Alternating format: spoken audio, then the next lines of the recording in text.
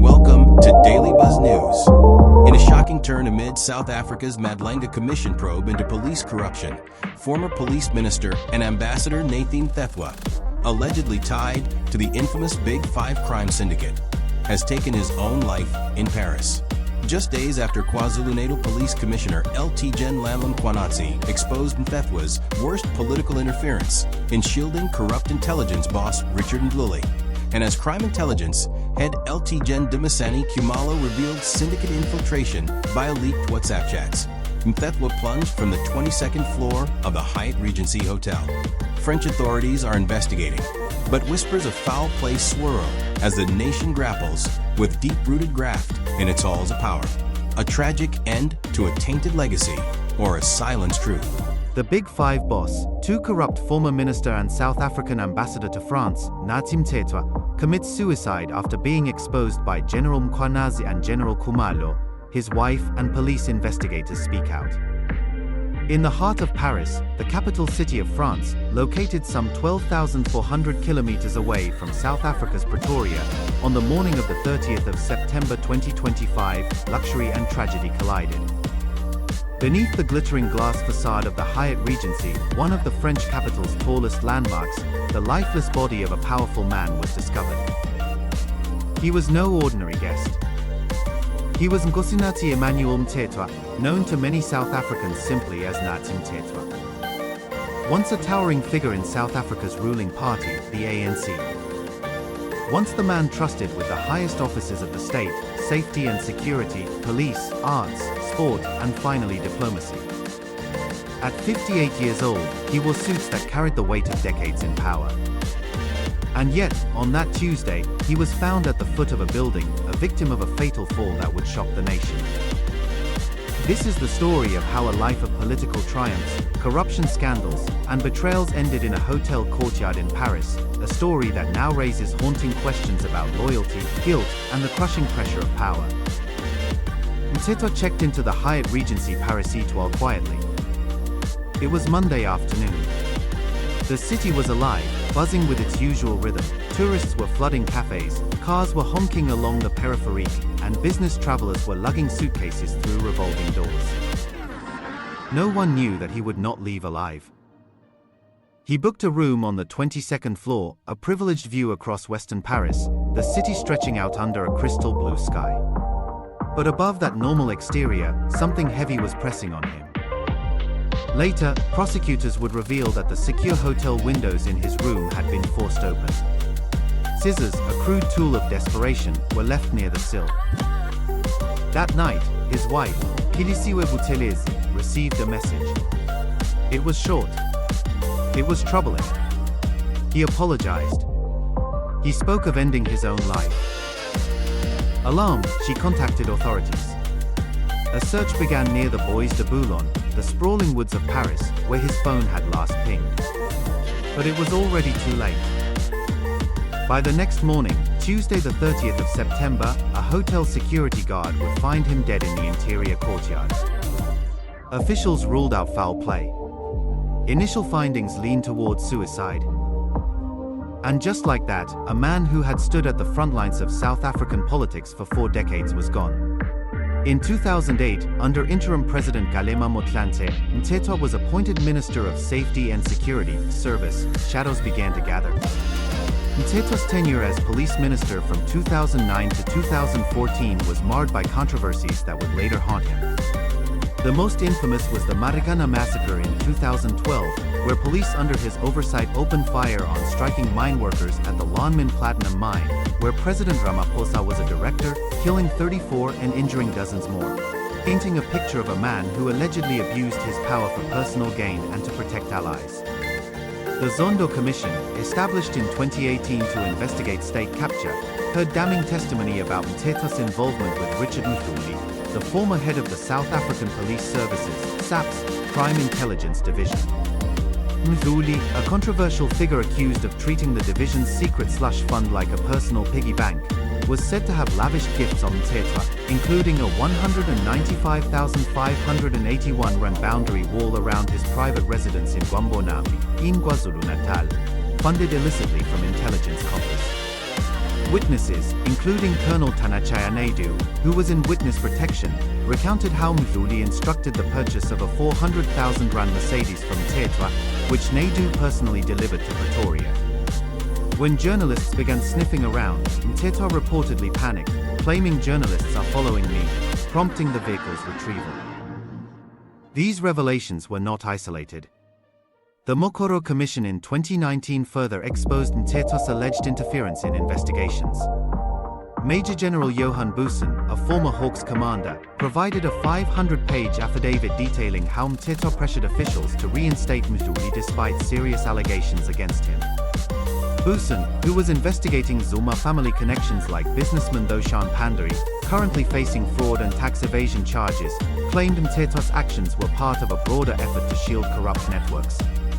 Emails and notes from prosecutors revealed meetings where Mthethwa allegedly demanded action against Bussen, labeling him a suspect even as Bussen assisted in anti-corruption probes.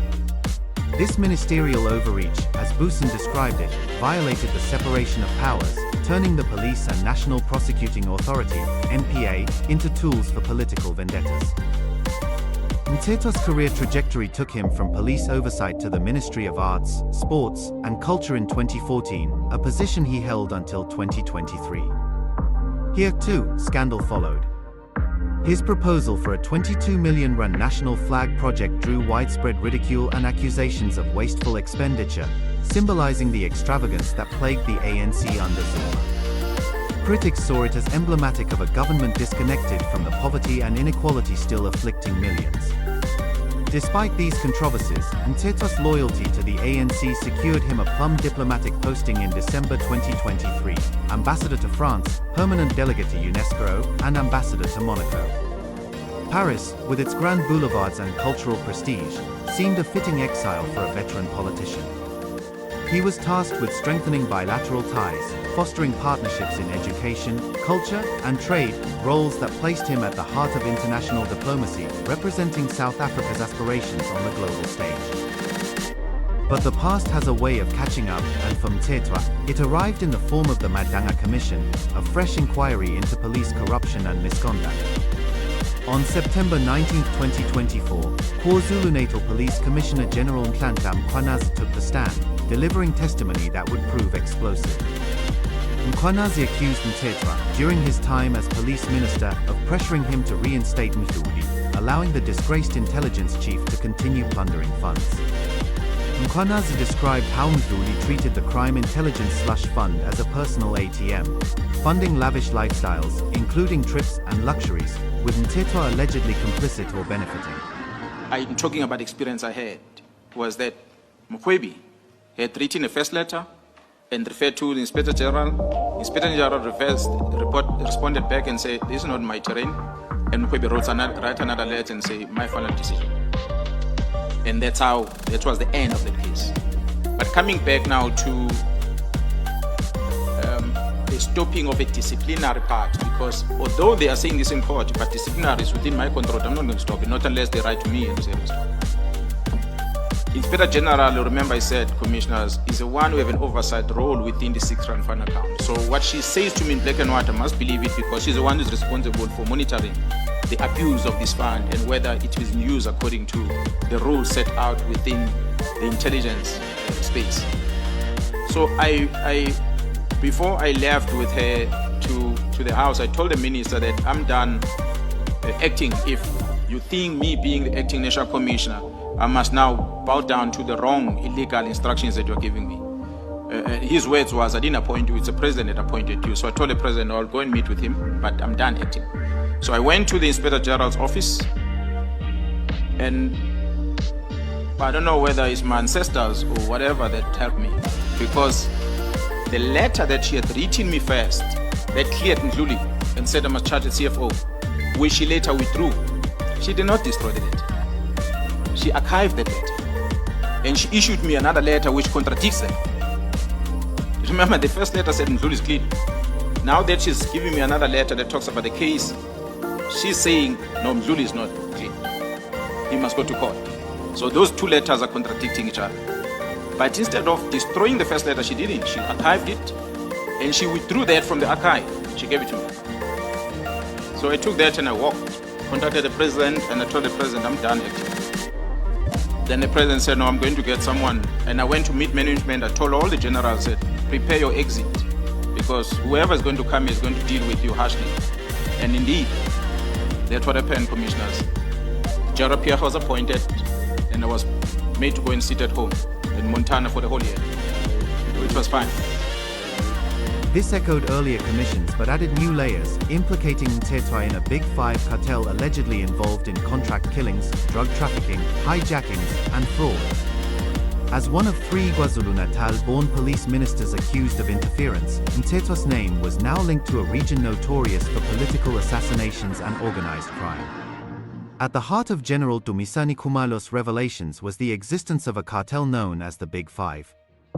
Its shadows stretch deeply across Johannesburg, Pretoria, and Durban, touching ports, tenders, private security firms, and ultimately, the streets where ordinary South Africans walk. Their main commodity is cocaine, trafficked nationally and internationally. But the cartel does not stop there. It has its fingers in hijackings, kidnappings, contract killings, extortion rackets, and tender fraud. Its camouflage is legitimate business, security companies, logistics firms, construction contracts, allowing it to coexist in daylight even as its operators direct assassinations at night. What Khumalo revealed tied together years of unexplained assassinations, mysterious disbandments of police task teams, and the silent creep of cartels into politics and policing. His words painted the portrait of what he described as the Big Five, a ruthless cartel headquartered in Gauteng, trading in drugs, contract killings, cross-border hijackings, tender fraud, and extortion.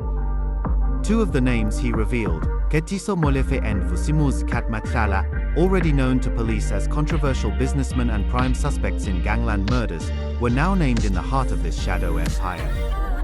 While General Khumalo named Molefe and Matlala as the junior members of the Big Five cartel, he was too scared to name the 2 bosses above Matlala and Molefe. However, just the mere mention of the organogram of the Big Five cartel live on television during the Madlanga Commission was more than enough for Nathi Mthethwa to book a hotel room that is 22 floors above the ground and use it to meet his ancestors. In short, under the cartel structure, sub-paragraph 1 is summing up the status level and the standard of organized crime cartels in our country. As we are all aware that organized crime is a growing and significant threat to the national security of the country and also the prosperity of our economic prosperity as a country. So the crime syndicates, which are below the level of cartels, are increasing their network that then will be based at local level up to the international stage.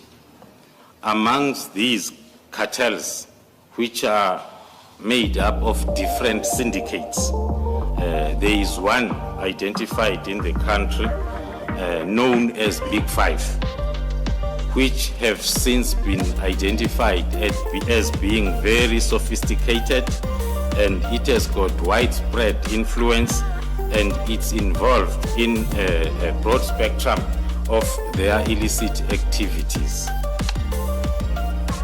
The structure and the leadership of the particular cartel that will dominate my current testimony is believed to be having its head office in Gauteng for obvious reasons. Gauteng is the economic powerhouse of the country, and then with syndicates and groupings, or the capability of the same cartel to operate throughout the country. That is the currently identified structure and leadership of the cartel. The currently identified cartel known as Big Five is having a structure as reflected with the main commodity being drugs, and then there are other illicit activities. This is an ongoing project investigation from the identification of the Big Five, the progress made. Those that are mentioned, reflected there in their boxes or positions, they've already been addressed, being a Mr. Katiso Mulifi, as well as a Mr. Vusi Muzi Matala, and then the other three are still being addressed. On a list of witnesses for the Nkabinde inquiry into suspended Gauteng Director of Public Prosecutions Andrew Chauke, another figure accused of shielding Zuma allies. The dominoes were falling. Arrests of tenderpreneurs like Fusimuz Katmatala and Katiso Molefe, who are also members of the Big Five cartel, and probes into Tembisa hospital thefts signaled a crackdown on state capture remnants. For Mthethwa, a man who had sworn allegiance to the Zuma faction, the pressure mounted. His diplomatic immunity offered little shield against the moral and psychological toll. The fear of disgrace, loss of status, and perhaps imprisonment could have overwhelmed him. This brings us to the fateful days in Paris, where the city's romantic allure masked a personal apocalypse. On September 28, 2024, Mthethwa made one of his last public appearances at the 109th anniversary commemoration of the Battle of Delville within Longueville, France. There, amid the solemn graves of South African soldiers who fought in World War I, he laid a wreath, a poignant symbol of national sacrifice. President Cyril Ramaphosa expressed deep sadness, calling it a moment of deep grief where government and citizens rally around the Mthethwa family. International Relations Minister Ronald Lamola echoed this, deeming it a national loss felt in diplomatic circles.